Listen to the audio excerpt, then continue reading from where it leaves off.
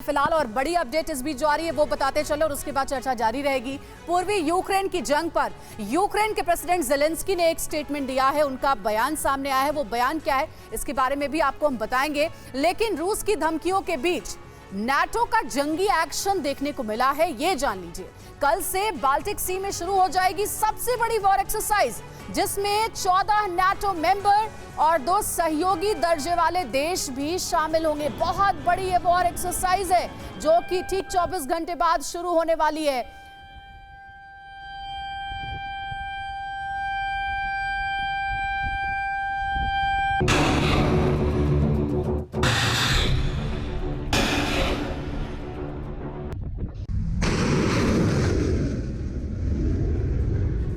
अगली बड़ी खबर, पूर्वी यूक्रेन की जंग पर ज़ेलेंस्की का बयान। युद्ध में हर दिन 100 यूक्रेनी मारे जा रहे हैं, करीब 500 लोग हर दिन घायल हुए हैं, ये भी ज़ेलेंस्की ने कहा है। यानी कि वो अपने नुकसान की भी बात कर रहे हैं। रूस को क्या नुकसान पहुंचा इसका दावा तो है ही, लेकिन साथ ही अपने देश के अंदर किस तरह से लोग मारे जा रहे हैं उसका भी वो जिक्र कर रहे हैं। युद्ध के 100 दिन बाद रूस को क्या मिला, जरा इसको भी हम समझे कि आखिर क्या गेन किया है 100 डेज ऑफ वॉर में रूस ने।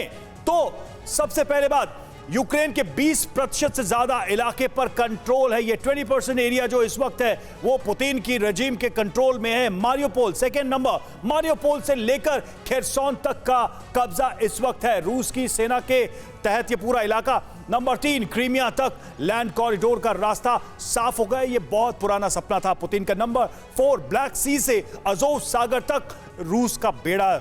जी हां, रूस के बेड़े यहां नजर आ रहे हैं। इस पूरे समुद्री रास्ते पर, कॉरिडोर पर कंट्रोल। और 5वां नंबर, यूक्रेन का समुद्री ट्रांसपोर्ट पूरी तरह से ब्लॉक हो चुका है, जिसका हम जिक्र भी कर रहे थे। 6ठे नंबर की बात करें, मारियोपोल पोर्ट से रूसी सेना ने ऑपरेशन शुरू कर दिया। मारियोपोल पोर्ट पर टोटल कंट्रोल रूस का। रूसी सेना के कब्जे में यूक्रेन का 4 लाख टन अनाज है, यह भी बड़ी बात है यूक्रेन के लिए। और 8वें नंबर पर 2 हफ्ते के अंदर पूरे डोनबास पर कब्जे के आसार है। डोनबास एक ऐसा सपना जिसको लेकर पुतिन चले थे।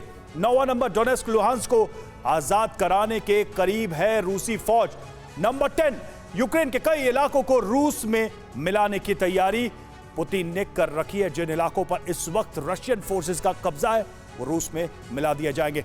20% एरिया यूक्रेन का रूस के कंट्रोल में। 100 दिन का युद्ध और 20% इलाका कंट्रोल में ले चुका है। इस बीच एक बड़ी खबर, यूक्रेन युद्ध पर रूस का बयान सामने आया है। आखिरी लक्ष्य तक ऑपरेशन जारी रहेगा, सभी टारगेट पूरे होने तक मिलिट्री एक्शन जारी रहेंगे। तो पुतिन साफ तौर पे कह रहे हैं जब तक पूरा लक्ष्य हासिल नहीं होगा ये वॉर जारी रहेगी, ये जंग जारी रहेगी। युद्ध के 100 दिन के बाद क्या क्या हुआ है जरा इसको भी देखिए। न्यूक्लियर वॉर का खतरा बढ़ा है, दुनिया में महंगाई दुगनी हुई है, डबल हुई है। पूरी दुनिया में इस युद्ध का असर दिखाई दे रहा है और वैश्विक मंदी की आहट है ये, यानी कि अलग अलग देशों पर अलग अलग तरीके से आर्थिक रूप से चोट। यूरोप में एनर्जी पर घमासान मचा हुआ है, कई सारे देशों के सामने ऊर्जा संकट है, वो कैसे इससे डील करेंगे। इंडो पैसिफिक में ज्यादा तनाव है इस वक्त क्योंकि चीन इससे सीख ले रहा है और वहां अपनी हरकतें बढ़ा रहा है। भुखमरी की चपेट में 5 करोड़ लोग हैं क्योंकि अनाज का एक्सपोर्ट इस वक्त बाधित है। कई देशों में फूड क्राइसिस है इस वक्त। 40 करोड़ आबादी के सामने खाने पीने का संकट है क्योंकि रूस और यूक्रेन हम सभी जानते हैं गेहूं के बड़े उत्पादक देश हैं, एक्सपोर्ट भी ज्यादा होता है। न्यूक्लियर वॉर का खतरा, जिन पॉइंट्स की हम बात करें उनको जल्दी से समझे। न्यूक्लियर वॉर का खतरा बढ़ा है, वैश्विक मंदी की आहट है, दुनिया में महंगाई दुगनी हुई है, यूरोप में एनर्जी पर घमासान मचा हुआ है, इंडो पैसिफिक में ज्यादा तनाव है और कई देशों में फूड क्राइसिस भी है। 5 करोड़ लोग इस वक्त भुखमरी की चपेट में और 40 करोड़ आबादी के सामने इस वक्त खाने पीने का संकट है।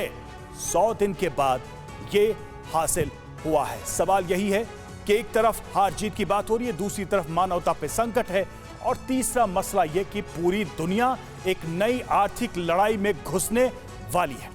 अड़ी सोमवार से शुक्रवार शाम 6 बजे सिर्फ TV9 भारतवर्ष पर।